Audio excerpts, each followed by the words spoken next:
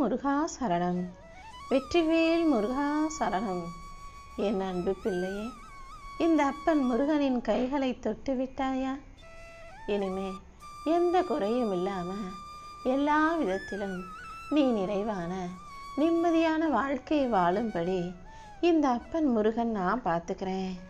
உனக்கான வரத்தை கொடுத்து உன் வாழ்க்கையை சிறப்பித்து நீ சந்தோஷமாக வாழும்படி செய்ய வேண்டியது இனிமே என்னுடைய பொறுப்பு. வாழ்க்கையில் அடிக்கடி பிரச்சனைகளும் கஷ்டங்களும் தோல்விகளும் வருதே நினச்சி நீ விதியை நொந்து கொள்ளாதே. என் தலைவிதி இப்படி இருக்கேன்னு நீ நொந்துக்கிறதாலையும் வருத்தப்படுறதாலையும் உன் உடம்பும் மனசும் பலவீனம் அடையுமே தவிர தைரியம் பிறக்காது. தலைவிதி எப்படி இருந்தாலும் தோல்விக்கான காரணத்தை கண்டுபிடிச்சு சரி செஞ்சிட்டீனா உன்னால் தைரியமாக எழுந்து நிம்மதியாக வாழ்ந்திட முடியும் அல்லவா? வாழ்க்கையில் 1000 பிரச்சனைகள் இருக்கும்.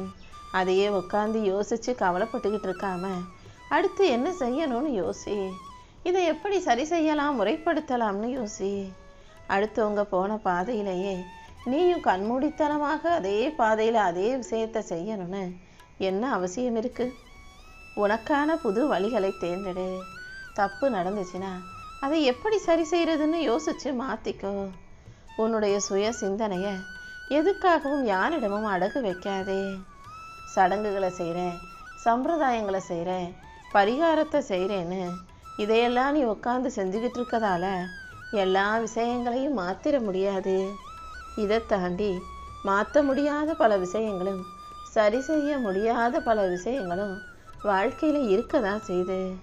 அதனால் எந்த விஷயம் சரியாக ஆகணும்னு நினச்சாலும் உன் உழைப்பை சரியாக திட்டம் போட்டு சிறப்பாக செஞ்சிட்டீன்னா அது நல்லபடியாக நடந்துடும். மூட நம்பிக்கைகளில் நேரத்தை வீணடிக்காமல் உன்னுடைய இலக்கை அடைவதில் உறுதியாக கவனம் செலுத்து. உன் இலக்கை நீ அடைஞ்சு உன் வாழ்க்கையை நீ ஜெயிக்கிறதுக்கும் சந்தோஷமாக வாழ்கிறதுக்கும் இந்த அப்பன் முருகன் உனக்கு வழிகாட்டுவேனேன்னு சொல்லமே. அந்த வானத்தில் இருக்கக்கூடிய கோள்களோ நட்சத்திரங்களோ உன் ஜாதகமோ கைரேகையோ எதுவும் உன் வாழ்க்கையை ஆள முடியாது. உன் எண்ணங்கள் தான் உன் வாழ்க்கையை ஆளுகிறது. உன் எண்ணங்கள் நல்லா இருந்தால் உன் வாழ்க்கை நல்லா இருக்கும். நீ எடுக்கிற முடிவுகளும் நீ சிந்துற வேர்வையும் தான் உன்னை உயர்த்தும். என்னை நீ நம்பும் போது எந்த சக்தியாலும் உன்னை அழிக்கவோ வீழ்த்தவோ முடியாது. எதுக்காகவும் பயப்படாத. உன் மனசில் இந்த அப்பன் முருகனின் நாமம் இருக்கட்டும்.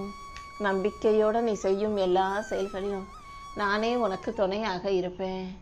உனக்கு துணையாக நான் இருந்து உன் வாழ்க்கையில் நீ நினச்ச அத்தனை விஷயங்களையும் நல்லபடியாக முடிச்சு கொடுத்துட்றேன்.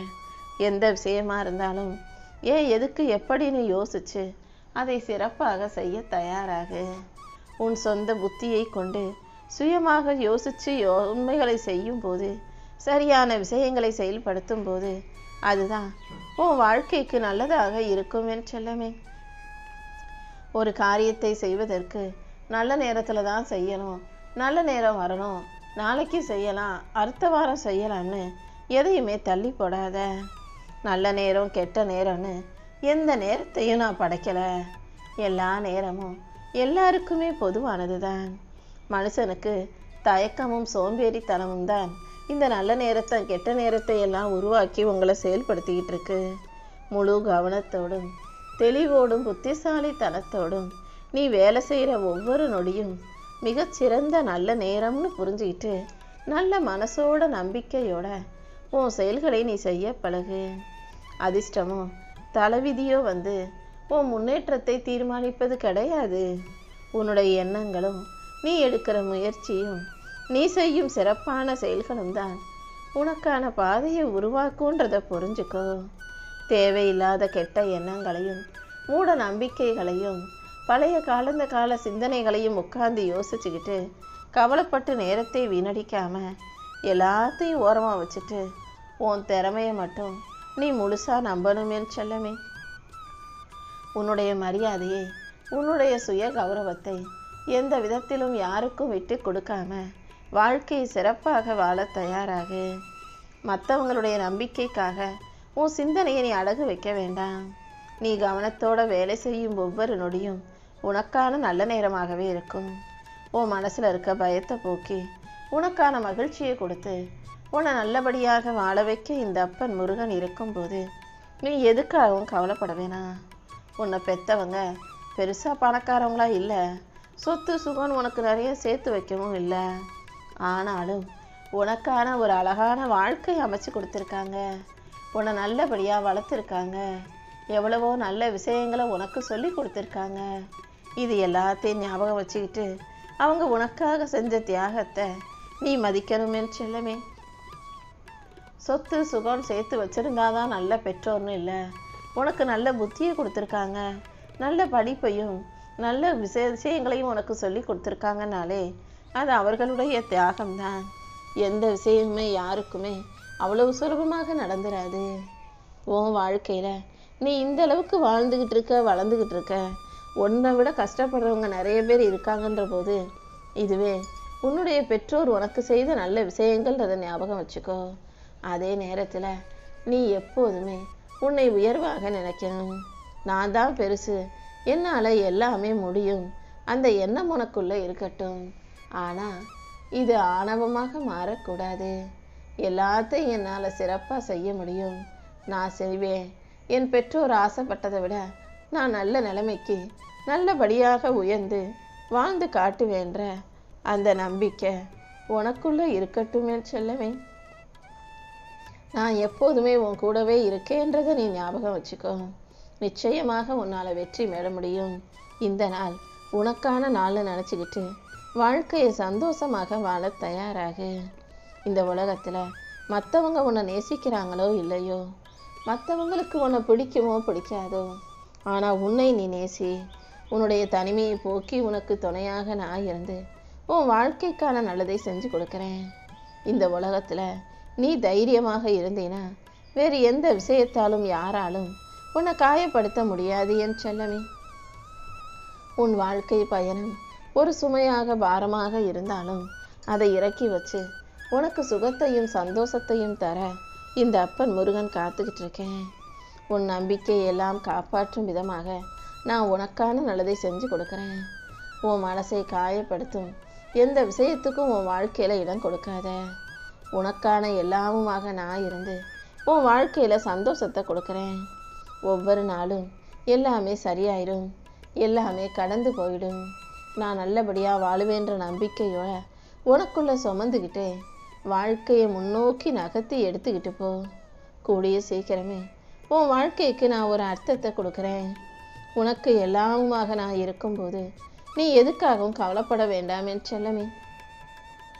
யார் உனக்கு எதிராக இருந்தாலும், உனக்கு எதிராக நான் உன்னை அழிச்சு காட்டுவேன்னு உன்கிட்டயே வாக்குவாதம் செஞ்சாலும், சண்டை போட்டாலும், சவால் விட்டாலும் நீ ஒருபோதும் அவங்களுக்கு இரக்கம் காட்டாதே. ஏன்னா உன்னை எதிரியாக நினைக்கிறவங்கள நீ தைரியமாக எதிர்த்து நிற்கலாம். அவங்க முன்னால் நீ வாழ்ந்து ஜெயிச்சு காட்டிடுன்னு செல்லமே. காலம் போடுற கணக்கை பற்றி நீ யோசிச்சு வாழ்க்கையில் கவலை கொள்ள வேண்டாம். காலம் என்ன செய்தாலும் உன் வாழ்க்கையை காப்பாற்ற இந்த அப்பன் முருகன் இருக்கேன்றதை ஞாபகம் வச்சுக்கோ. உனக்கு எல்லாமுமாக நான் இருப்பேன். உன் வாழ்க்கைக்கான நல்லதை நிச்சயமாக நடத்தி கொடுப்பேன். என்னை பொறுத்த வரைக்கும் நான் யாரையுமே அவங்க ஏழை இவங்க பணக்காரங்கன்னு வித்தியாசம் பார்க்கறது கிடையாது. என்னை பொறுத்த வரைக்கும் எல்லாருமே என்னுடைய பிள்ளைகள் தான். எல்லாருக்குமே நான் சோதனைகளை கொடுப்பேன். அதே நேரத்தில் எந்த ஒரு மனிதன் சோதனைகள் வரும்போதும் கஷ்டம் வரும்போதும் கூட அடுத்தவனை ஏமாத்தாம, அடுத்தவனை கஷ்டப்படுத்தாம, அடுத்தவன் குடியை கெடுக்காம பொறுமையாகவே தன்னுடைய பிரச்சனைகளை சமாளிக்கிறாங்களோ அவங்களை மட்டுமே உயர்த்துவேன் செல்லமே. அப்படிதான் உன் வாழ்க்கையை உயர்த்தவும் உன்னை நல்லபடியாக வாழ வைக்கவும் நான் வந்திருக்கேன். இந்த உலகத்தில் யார் என்ன சொன்னாலும் அதன் மூலமாக நீயே உன்னை துன்புறுத்திக்கிற. அதுக்கும் உனக்கும் சம்பந்தமே இருக்காது. நீ எந்த தப்பும் செஞ்சிருக்க மாட்ட. ஆனாலும் அவங்க பேசுகிறத வச்சு செய்கிறத வச்சு அவங்க நம்மளை தான் சொல்கிறாங்களோ, நம்ம தான் இந்த தப்புக்கு காரணமோ, நம்ம தப்பு செஞ்சிட்டோமோன்னு நீயாகவே யோசிச்சு உன்னை ஏன் வருத்தி கொள்கிறாய்? உனக்கு எல்லாமுமாக இந்த அப்பன் முருகன் இருக்கும்போது நீ எதுக்காகவும் கவலைப்படாத. ஒரு மனிதனுக்கு 20 வயசு வர்ற வரைக்கும் மற்றவங்க நம்மளை பார்த்து என்ன நினைப்பாங்கன்னே கவலைப்படுறீங்க. நம்ம நல்லா தெரிகிறோமா, நல்லபடியாக இருக்கோமா இப்படின்னு அடுத்தவங்க கண்ணோட்டத்திலேயே நீ பார்க்க வேண்டாம்.